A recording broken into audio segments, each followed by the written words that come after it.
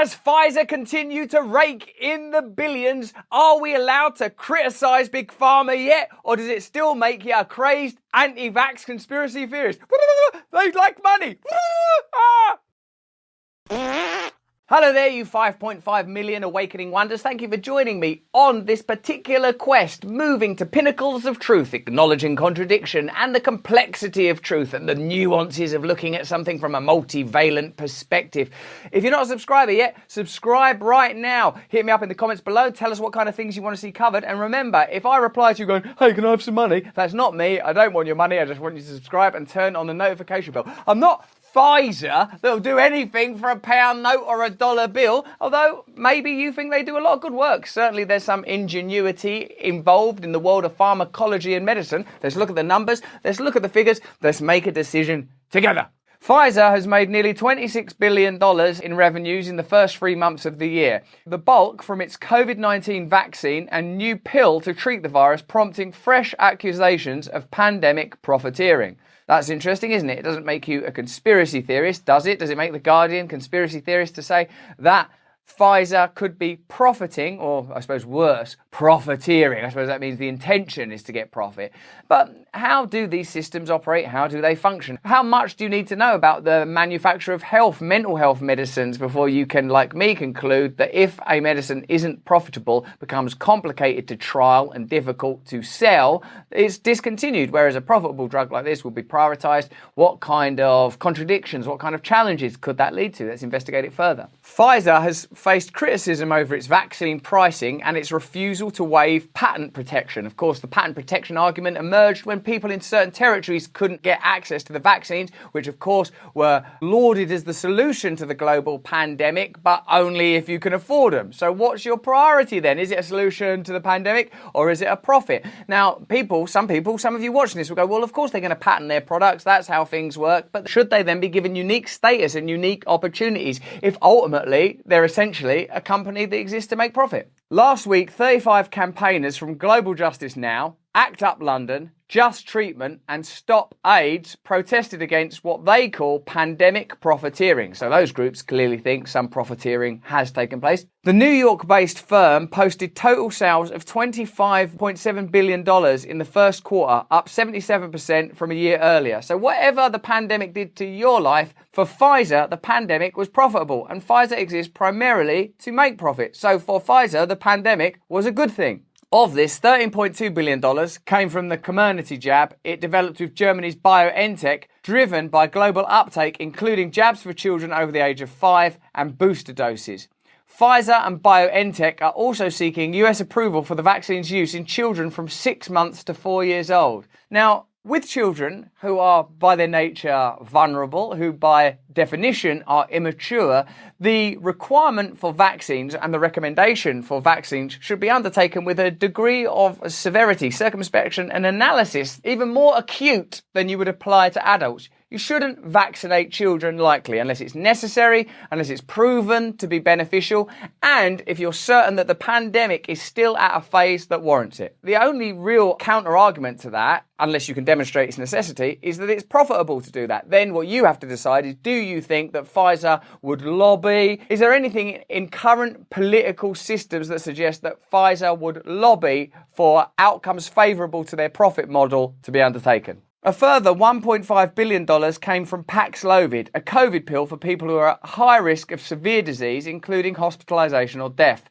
The treatment received emergency approval from the US regulator in late December and has been cleared by the UK and EU. Pfizer has made tens of billions of dollars during the pandemic from its COVID-related products, as has the Boston-based biotech firm Moderna, which was loss-making until it started selling a COVID-19 vaccine. If your company is losing money, then a COVID pandemic comes along. What level of objectivity can you afford Moderna in a situation upon which they are financially dependent? I'm not saying that vaccines aren't fantastic and necessary. I'm not saying that Moderna and Pfizer aren't terrific companies. I'm not saying that the pandemic hasn't been aided and that vaccination isn't necessary or lockdowns or masks. I've got no opinions on any of those things. I'm observing situations and my opinions are changing all the time. Simply, I'm saying that in a crisis that warranted unique measures, that granted unusual, unprecedented powers to governments. And also, we now know, rewarded massive pharmaceutical companies with hitherto unseen profits. There has to be a degree of accountability. There has to be transparency around their trial process. And I would say there should be unique measures in place around those profits.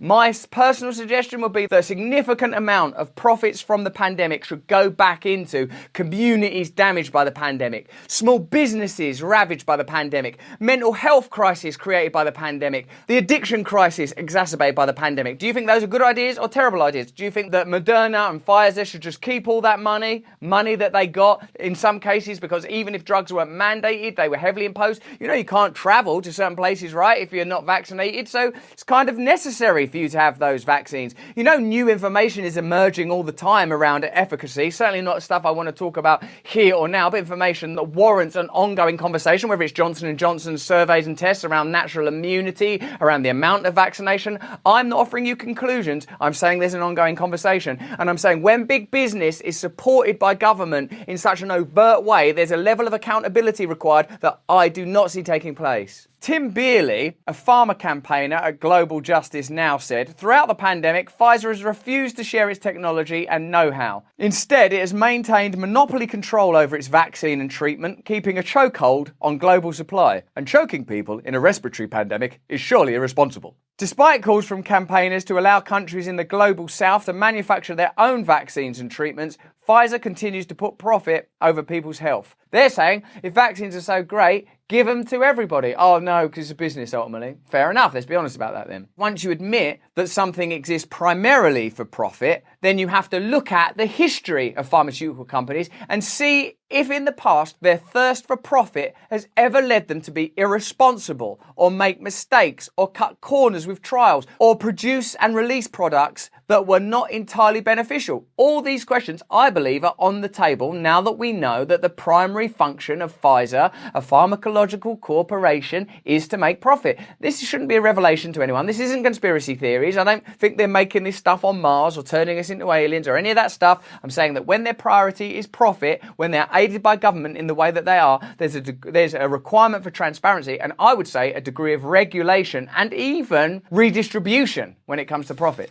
Unique problem, unique situation, unique legislation around redistribution. That would be my campaign if I was running for office. Fortunately, I'm not, because I'm crazy. Pfizer's revenues last year doubled to $81.3 billion, and it expects to make record sales of $98 to $102 billion this year, half of which will come from COVID products. How do you think that makes them regard vaccines? How do you think that makes them regard mandates? How will their lobbyists be treating people in Congress around issues of mandating or perhaps relaxing the calls for COVID passports? How will the power and swelling might of these organisations be deployed when it comes to government regulation? What do you think lobbying is? A type of hobby? It's not hobbying, it's lobbying. They lobby people in order to reach certain outcomes, to influence political process, to see regulations and laws introduced that will be favourable to their business and prevent laws being introduced that will not be favourable to their business. And if individual freedom has to suffer for that, then that's just a byproduct, a consequence. And if there are health complications, that too is affordable if what you're in the pursuit of is profit. So the very fact that there is a lobbying industry, the very fact that there is this amount of profit being garnered is reason for analysis, scrutiny, and reason to stay awake, even if this is no longer a fashionable story at the forefront of your mind. On the issue of sharing intellectual property, Pfizer said others would struggle to produce its mRNA vaccine, one of only 2 on the market, arguing that it's not as simple as sharing the recipe.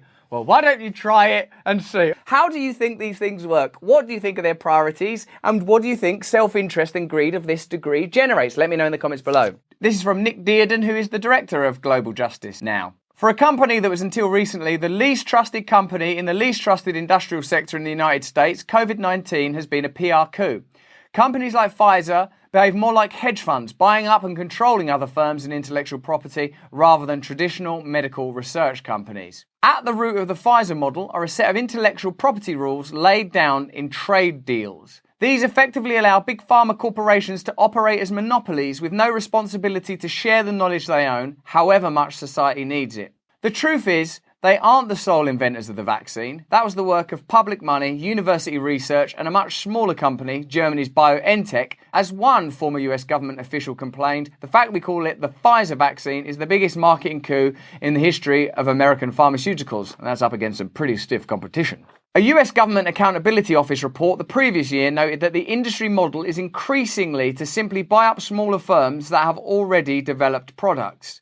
This allows them to monopolise the knowledge and maximise the price of the resulting medicines. Pfizer are a force for monopolisation. They centralise other people's research and they operate by aggregating all sorts of various medical breakthroughs, some successful, some not. What is it about Pfizer that means that they oughtn't be held accountable and they oughtn't be criticised? How is it that this pandemic has allowed Goliaths of the financial sphere to be regarded as saints and deities exempt from criticism? How is it that this pandemic operated as a kind of catalyst, a topsy-turvy hall of mirrors that made powerful corporations exempt from criticism, that made figures that clearly are interested in profit turned into saints, and made anyone that criticised them, myself included, subject to mudslinging and smears? Answers in the comments, please.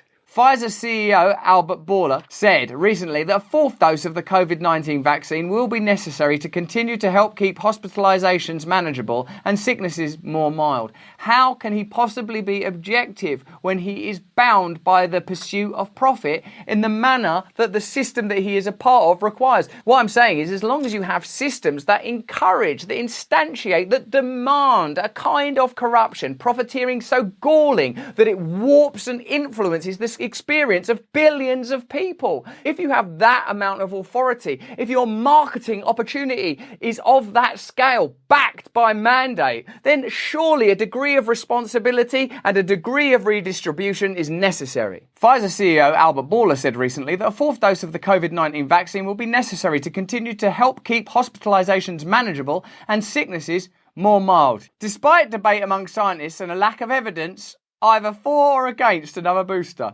So in the event that there's no evidence for it or against it, what would you prefer if you worked at Pfizer or you were a Pfizer shareholder? For?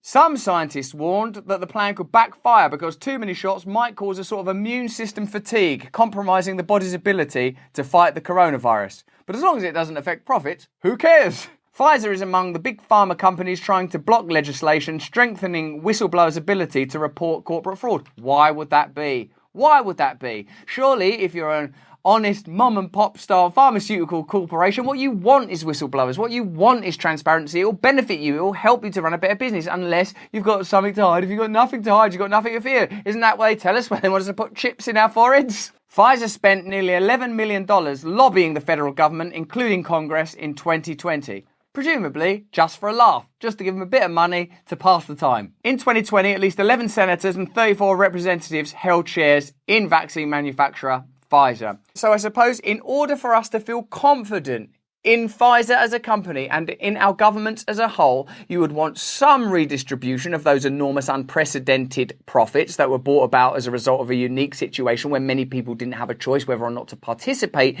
in the process of making those profits, whether they were beneficial or not. And it seems like the conversation is going on to some degree about the variations there, and it's certainly not a conversation I'm participating in, I can tell you that. You wouldn't want any Congress people owning shares in any companies that they're regulating. That's absolutely ridiculous. You want to see an end to lobbying immediately. These ideas are not pie in the sky. They're not impossible. They're not ridiculous. These are just simple ways of introducing ethics and accountability into a profession that has unique access to your money via the government. But that's just what I think. Let me know what you think in the comments below. If you enjoyed this video, have a look at this one or this one. If you don't subscribe to this channel, subscribe right now. Turn on the notifications bell. Also, sign up to my mailing list in case I need to talk to you beyond this platform. If you see any answers or replies from me in the comments saying, why don't you buy my cryptocurrency? That's not me. Don't do it. I don't want anything from you except your subscription. Stay free.